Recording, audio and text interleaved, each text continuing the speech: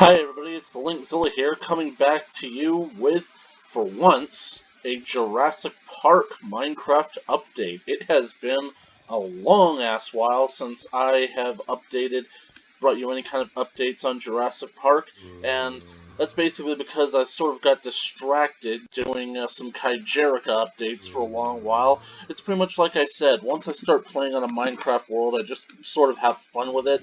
My intention was that I wanted to see all the dinosaurs bred on that game, and as you basically will see from my other videos, I have in fact seen all of the dinosaurs bred on that world, but so far basically I haven't seen any of the prehistoric animals, and there's still so many more potential videos that I want to make for GanonGhidorah that I will be continuing both series, but basically speaking, what I have to do for GanonGhidorah is something very special, and I gotta save it for a very special occasion. I actually need to just record that as its own video, need to do something about it, need to edit it, I need to put it all together. I just don't know how I'm gonna do that now. So basically, I decided to finally do an update for Jurassic Park, and, well, basically before we get into the park, I just gotta give you guys some updates, because it actually has not only been a while since I've done a video recording for any of my Minecraft games, it's actually also been quite some time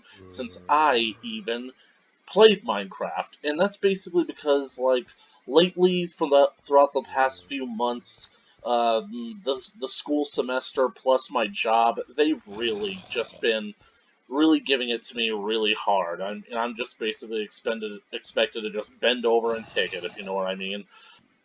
Here we are on Isla Nublar at the gate for Jurassic Park. Now, the first thing that you will probably notice is this right here. We're on the main road where the tour begins, and I have lined up the sides of the road with the fences. So now, the two pens that are supposed to be on either side of the road are walled off with fences. That way, the tour cars can just drive through here without fear of running into any of the animals. Basically speaking, up here is where the road begins to fork, and this is basically where this section of the fence cuts off, because basically I mainly focused on this section of the fence over here. And as you can see, this one keeps going. It keeps going all the way until it meets one of the other fences on the road, all the way over there. So this entire area has been fenced off. This whole thing right here, it's been closed up. And as you may also notice, the foliage here has been restored a little bit. A little bit of a contrast, as you can see over here, the tops of the trees are still visible, the bare branches and whatnot. Basically, once I got all this area fenced in, I went into a version of the map that had all the foliage still intact. I copied that foliage over here, and I just pasted it all in. It was a block that was about 666 chunks large. It took a few minutes for it to load in, but as you can see, it makes a world of difference. Now everything looks better. Ooh, the sun's coming up and it stopped raining.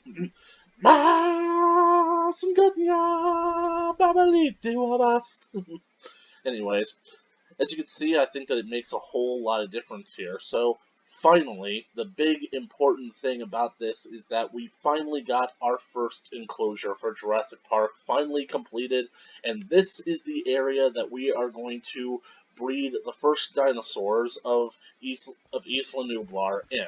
Now, as I mentioned in a previous video, these are going to be the dinosaurs that go in there. Parasaurolophus and Brachiosaurus, they're going to be part of there. They're going to be moved to another pen at some point, or maybe this pen is going to be cut in half in order to give them like their own isolated area. But mostly the dinosaurs that we're going to be rooting for in this pen are going to be the Dilophosaurs, because as you all remember from the movie, if you look to the right, you will see a herd of the first dinosaurs on our tour.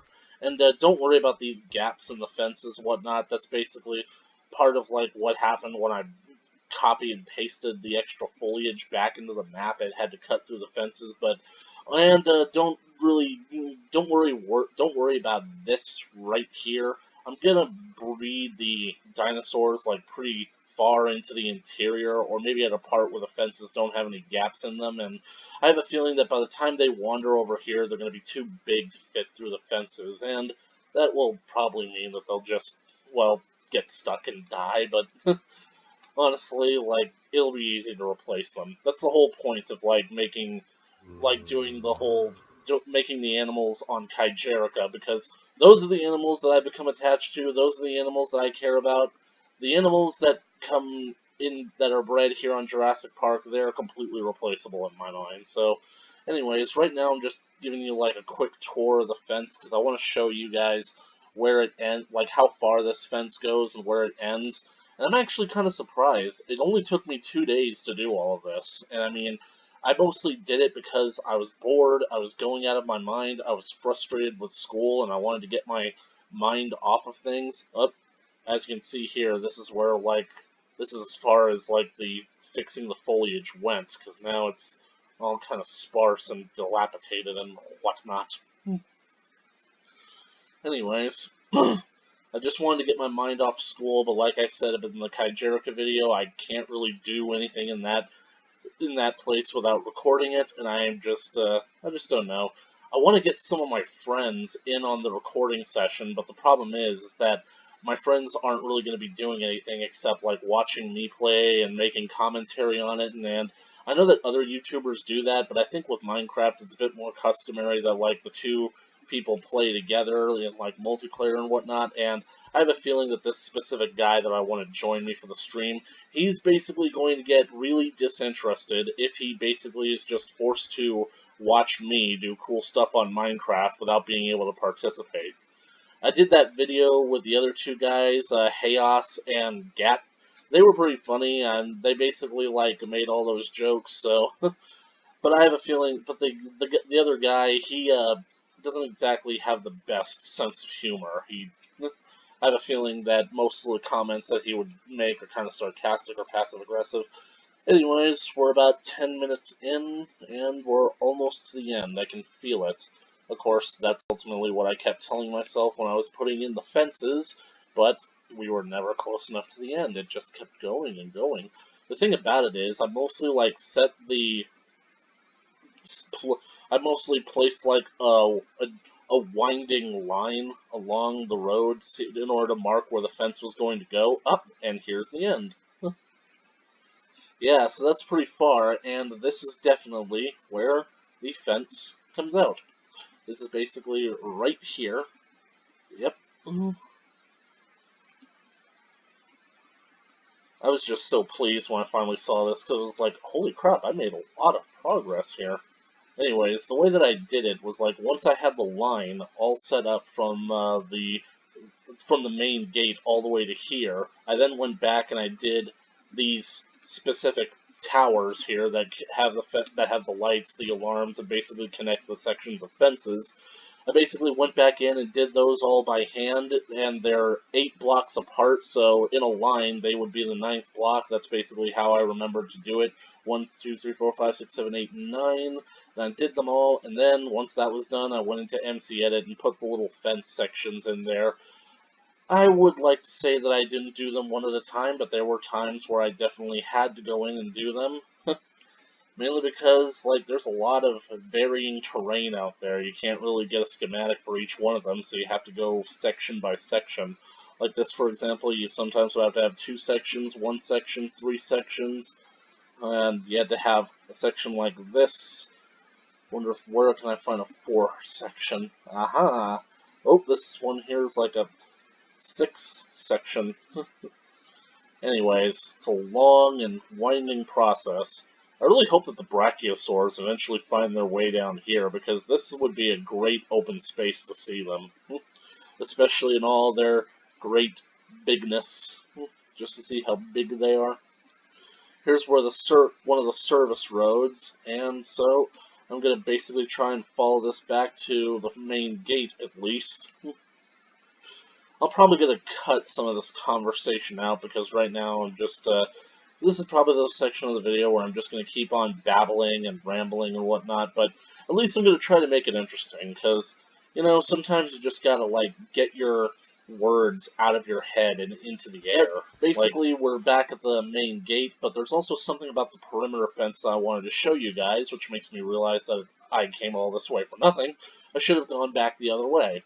Anyways, we're going to continue going on, and now we are going to go all the way back to the main gate, and we are finally going to get some dinosaur action. For the first time in a few videos, and for the first time on Jurassic Park, we are going to breed some dinosaurs. Now, when I did this back on GanonGhidorah, with the Dilophosaurs, mind you, I basically started out with 2 eggs, and by some miracle, almost every single Jurassic animal that I bred from on GanonGhidorah ended up being both a male and a female. I mean, not the individuals. They were basically like, one was male, one was female. They weren't both at the same time, believe me. That's that's a tale for a different day.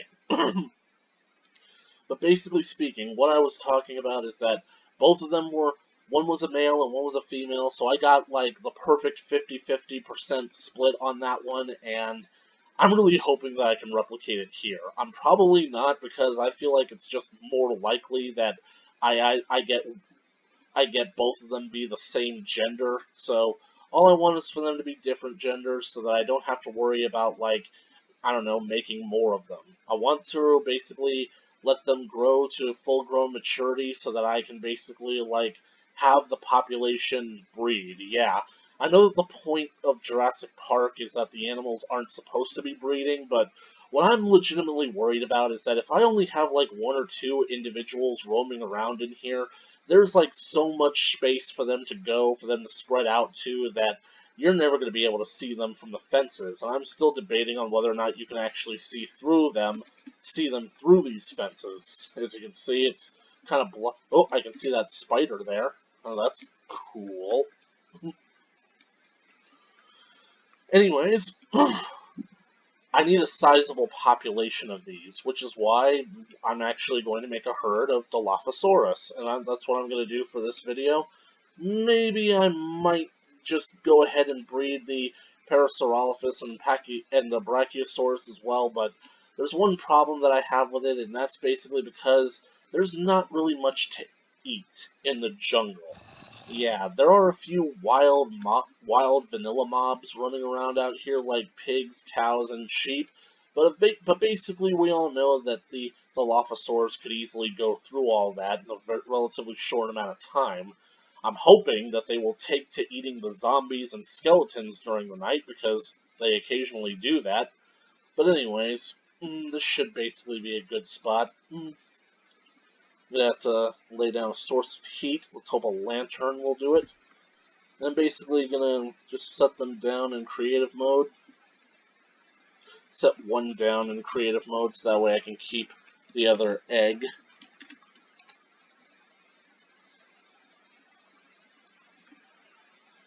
And shit, I don't have the Dinopedia on me. Hold on.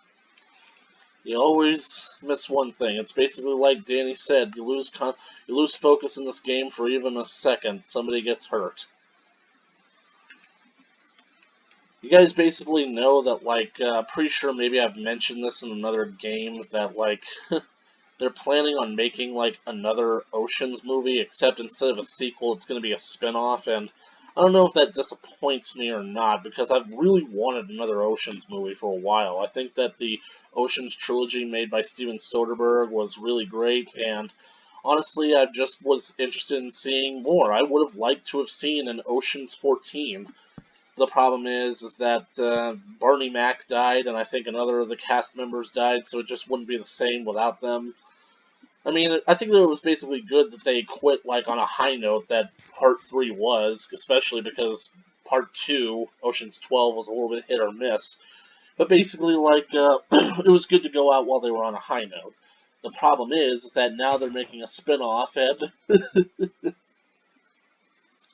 what I'm actually really excited about is that this spin-off isn't a reboot. It is a legitimate spin-off, kind of like a sister sequel. It's a sister series, but it is going to have reoccurring characters from the Oceans trilogy. It could be a little bit complicated, especially because when I describe what this movie is basically going to be about, a lot of you are probably going to roll your eyes in disgust, because I know I did. This movie is actually going to be called Oceans 8, and it's basically going to be a gender-bent Ocean's 11 movie. Now, hear me out, basically. The movie is basically going to star an all-female cast that basically are going to be robbing, I don't know, a casino. I don't know what they're robbing yet, but basically the cast is going to be headed up by Sandra Bullock, and she's going to be playing Daniela Ocean. Or, yeah, Daniela. But basically, instead of being a gender-bent Danny Ocean, she's actually Danny's sister. So, we got Sandra Bullock playing George Clooney's sister, and ooh!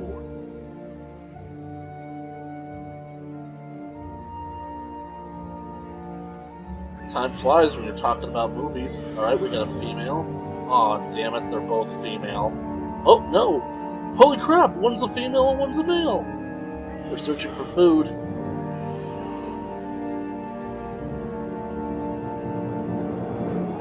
What do you say we give them some food?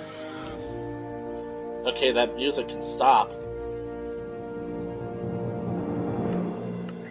About fucking time, am I right?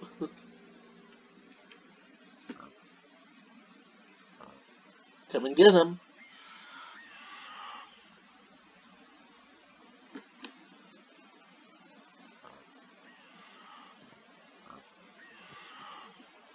Unbelievable, they won't hunt unless I attack it for them. Well, at least they ate.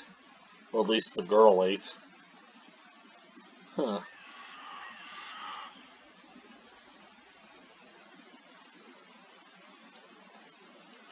Anyways, like I said, I was worried that this was just basically going to be like what the new female Ghostbusters movie was, just basically taking a movie that comes off like an all-boys club and making it all about girls and girl power and all that ridiculous SJW nonsense, because quite frankly, those who actually have power, those who actually are confident in themselves, they're not so insecure about it that they have to brag about it. You know what I'm saying?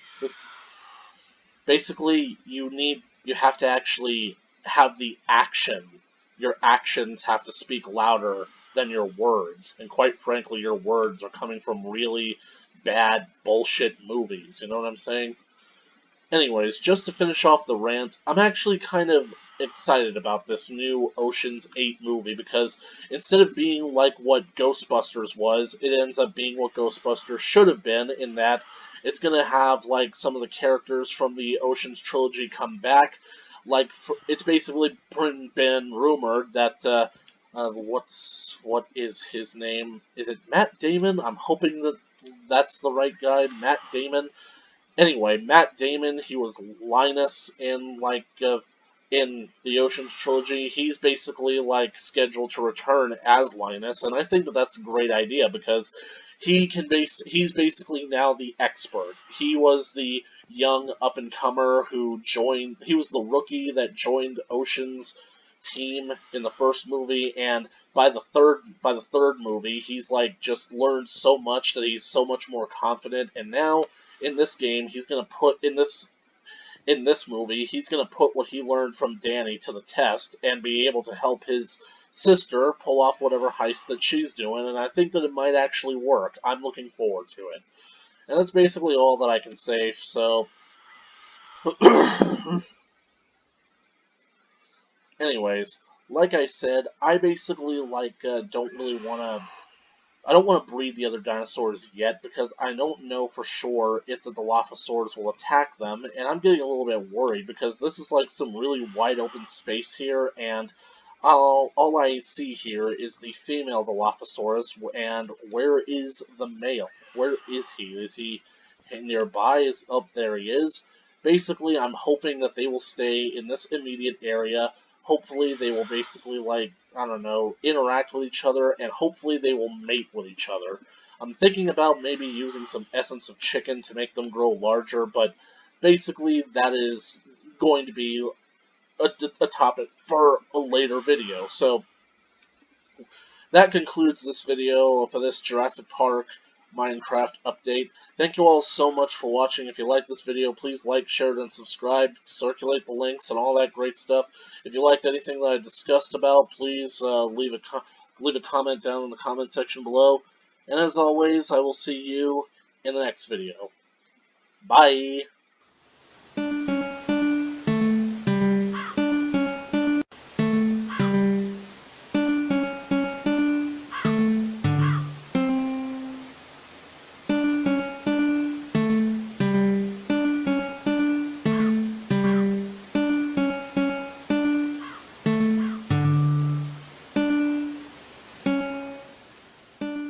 Hey everybody, I just want to do like a last quick minute update. I basically realized that the male was actually getting pretty far that way and the female is pretty much going far that way, so I thought, how is it that I can keep them in the same area? And I'm like, well, I gotta make them happy, so what's the best way to keep an animal in the area while making them happy? Give them an attraction, give them a toy to play with. So basically, hopefully by putting the bubble machine here, it'll keep them in the area, it'll deter them from wandering off, and hopefully it'll keep them safe from some of the other hostile mobs out there, and hopefully they'll eat the hostile mobs if they feel inclined to. So, anyways, just wanted to give you that quick update. I'll see you all next time.